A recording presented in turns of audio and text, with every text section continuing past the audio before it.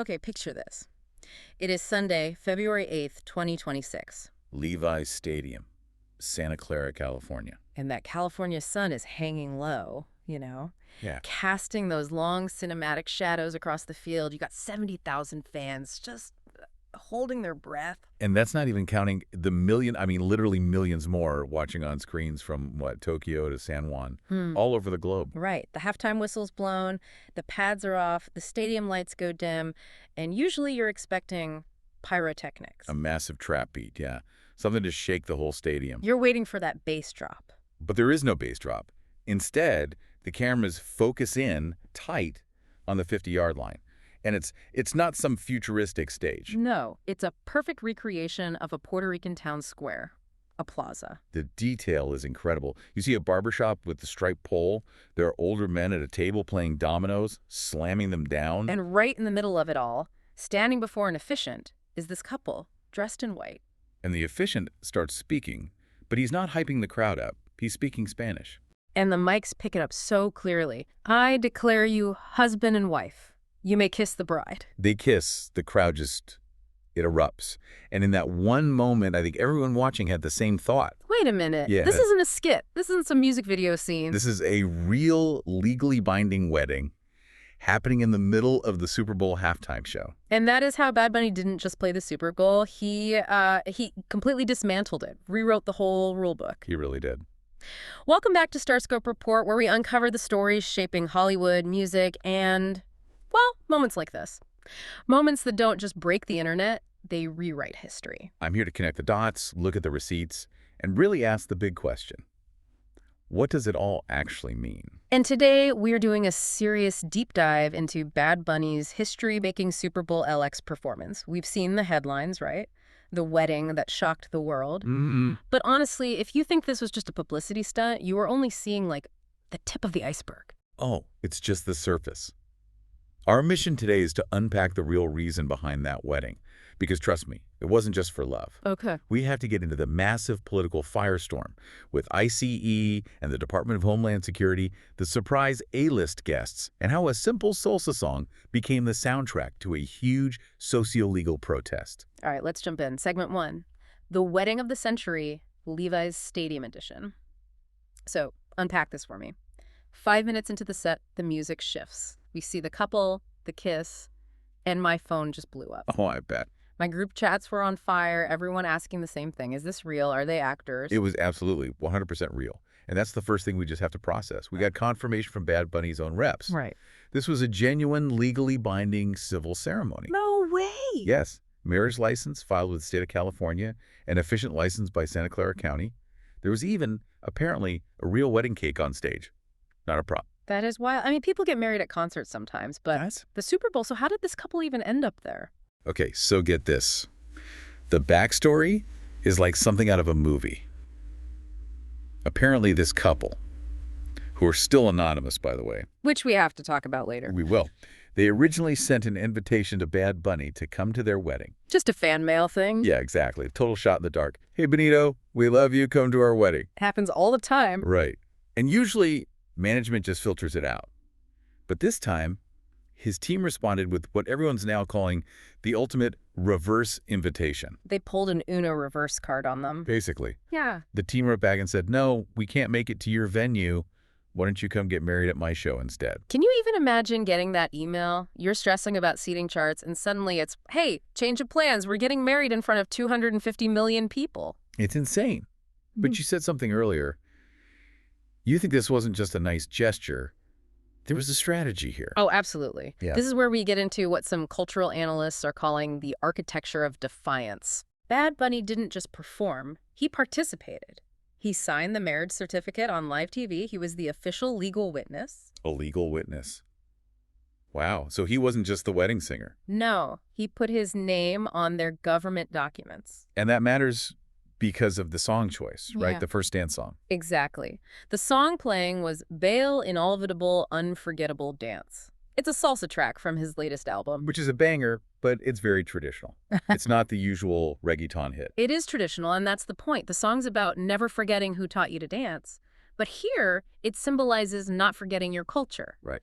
So By signing that document, Mad Bunny was doing something called civil validation. He was using his status as a U.S. citizen to validate their union on America's biggest stage. And there's a theory that this was actually a shield. A shield against the political threats that were hanging over this whole show. Okay, you can't just drop political threats and not explain. Let's go there. Segment 2, the politics and controversy. Because this wasn't just about music, was it? There was real tension with the government. Massive tension. To get the wedding, you have to get the feud. So this goes back months. Bad Bunny had been skipping U.S. tour dates. Right. And he was very clear why. He said he was afraid icy immigration and customs enforcement would raid his concerts to target his Latino fans. Wow. So he didn't want his shows to be a trap for his own people. Exactly. That's a serious safety concern, not just diva behavior. And then the Department of Homeland Security got involved. Yes, and it got personal. The DHS Secretary, Kristi Noem, publicly slammed the NFL for choosing him. She said the league sucks for the choice. I remember that. But she went further. She promised a heavy ICE presence at the stadium to make sure only law-abiding Americans were there. So she basically threatened to turn the Super Bowl into an immigration checkpoint. That was the implication. A real flexing of federal muscle. And remember the timing? Just a week before this, Bad Bunny wins Album of the Year at the Grammys. Yes, the speech. He got up there and straight up said, I-C-U-E-T. He did. He said, "We are not savages. We are humans and we are Americans." He drew his line in the sand. Okay, so bring that back to the wedding. The threat of raids, the hostile rhetoric. How does a wedding fight that? It creates a shield of legality. Think about it. It's harder to raid a wedding than a concert. A lot harder. How could federal authorities disrupt a legal civil ceremony being broadcast to 250 million people without a massive PR and legal crisis? They can't. It's a form of sanctuary. He legitimized his presence, his fans' presence, through the institution of marriage. He was saying, we're not hiding. We're building a family right here in front of you. That's genius. It's like legal judo. He used the system to protect his space. Of course, not everyone loved it. And to be impartial, we have to report the reaction from former President Donald Trump. Right. He was not a fan. No. He went on social media, called it absolutely terrible, one of the worst ever, and claimed nobody understands a word this guy is saying. Which is consistent with his past statements about artists like Bad Bunny and Green Day. But Bad Bunny had his own rebuttal, not with a microphone, but with a prop. The football. At the end of the show, he holds up a football. And written on it, "Together we are America."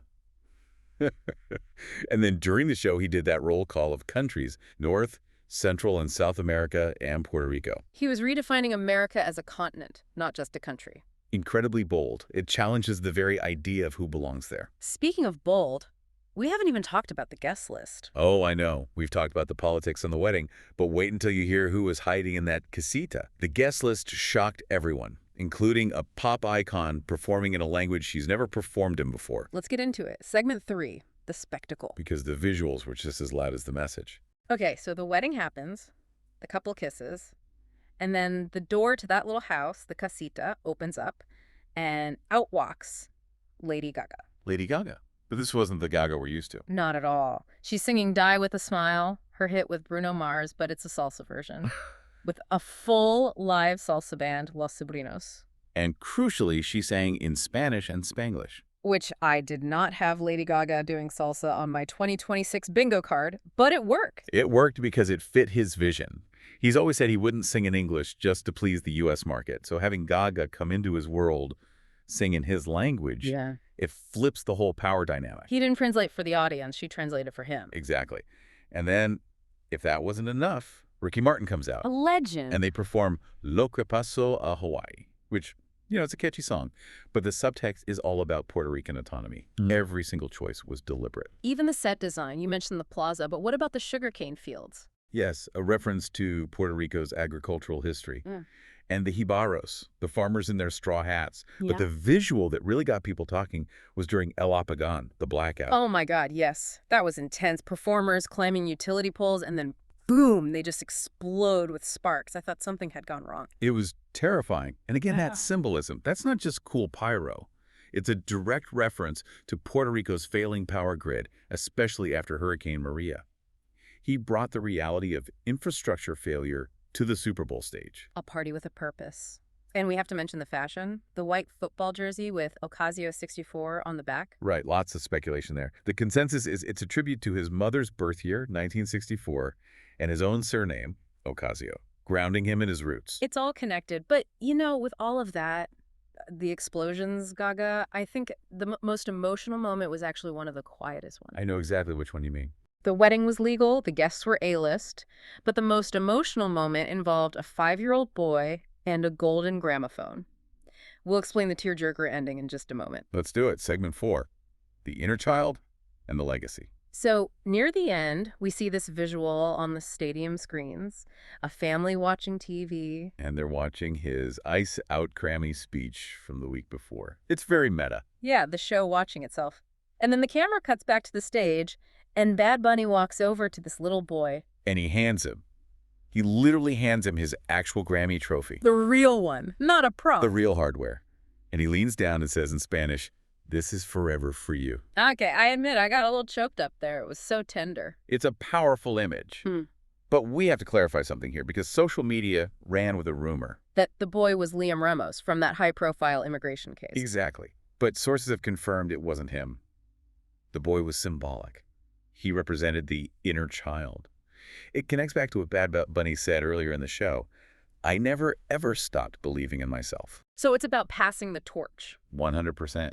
Yeah. If the wedding was about protecting the present, handing off the Grammy was about empowering the future. He's telling every kid watching, from San Juan to the Bronx, you belong here. Your culture is winning. You are the champion now. And then he closes with DTMF, Debbie Terrar Ma's photos, and just walks off the field. Surrounded by the crowd. Yeah. And leaves that football behind. Together, we are America. So let's wrap this up. What's the final takeaway? He didn't just perform a medley of hits. No. He created what you might call a temporary autonomous zone of Puerto Rican culture right in the middle of the most corporate event in America. Wow. He turned a halftime show into a legal wedding, a political protest, and a salsa block party, and did it almost entirely in Spanish. He made the Super Bowl come to him. Precisely. And the result was predictable, backlash from some political figures, and just massive, joyous celebration from the Latinx community and allies who finally felt seen. It's a performance we're going to be dissecting for decades. For sure. And here's a final thought to leave you with. That couple is still anonymous. We don't know their names. Right. They never came forward for the fame. And by staying anonymous, they became avatars for the whole community. When Bad Bunny witnessed their union, he wasn't just endorsing John and Jane Doe. He was validating the existence, the joy, and the rights of his entire culture on the world's biggest stage. He made the collective us the main character. He married the culture to the moment. My mind is officially blown. If you want more deep dives into the stories the cameras miss, you have to hit that subscribe button. We are definitely breaking down the Grammy fallout next. Oh, the drama is not over. The conversation is just getting started. You've been listening to StarScope Report, where Jordan and Jamie uncover the stories shaping Hollywood, music, and pop culture. Thanks for tuning in, and don't forget to subscribe for more stories that keep the stars shining.